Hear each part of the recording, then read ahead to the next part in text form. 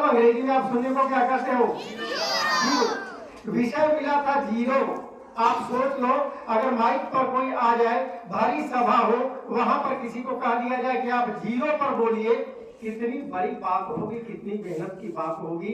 लेकिन विवेकानंद जी महाराज उस जीरो पर घंटों बोलते रहे, जरा सा मिनट नहीं। और हम तो उनकी जीवनी की चर्चा करने आए। हम उनके जीवन को युवा दिवस के रूप में मनाते हैं।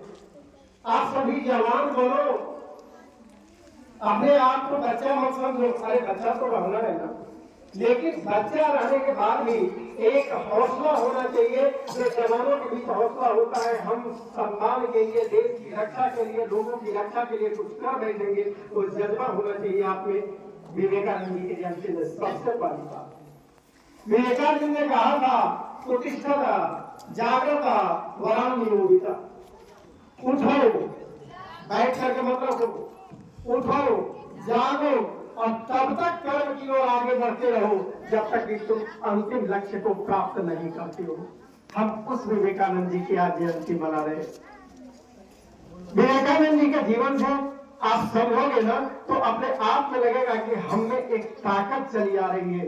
वो सच्चा जवान था और उनकी वाणी में ओजस्विता थी, उनके चाल में ओजस्विता थी, उनके चेहरे पर ओजस्विता थी, उनके रहन सहन में ओजस्विता थी, उनके जो पहनने वाले पोशाक होते थे।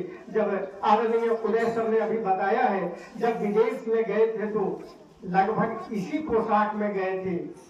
और अमेरिका में जहाँ की brothers and sister, my dear या क्या क्या अंग्रेजी का शब्द है ये कहने के लिए मिला था। और फुल पैंट टाई सारे पहनने वाले लोग थे। वहां पर जब विवेकानंद जी को भेजा गया था धर्म सभा सम्मेलन में शिकागो में, तो लोगों ने पहले आपस में चर्चा की थी कि काजली कैसा आदमी आ गया है भारत से। लेकिन जब इनको बोलने का अवसर प्राप्त हुआ और खड़े होकर के जैसे ही हाथ जोड़ करके इन्होंने सबसे पहला संबोधन दिया था, यहाँ के मेरे प्यारे भाइयों एवं बहनों, और इसी शब्द पर जोरदार तालियां लग गई थी। ऐसे से हमारे विवेकानंद विवेकानंद के जीवन को अपने जीवन में कितना उतार सकते हो। एक बार विवेकानंद जी के पास एक आदमी पहुंचा और पहुंच करके कहा कि मैं जीवन से ऊब गया हूं। उन्होंने कहा कि क्या हुआ? कहा कि मैं मेहनत करते करते थक जाता हूं, लेकिन कोई लाभ नहीं होता, कोई सफलता नहीं मिलती।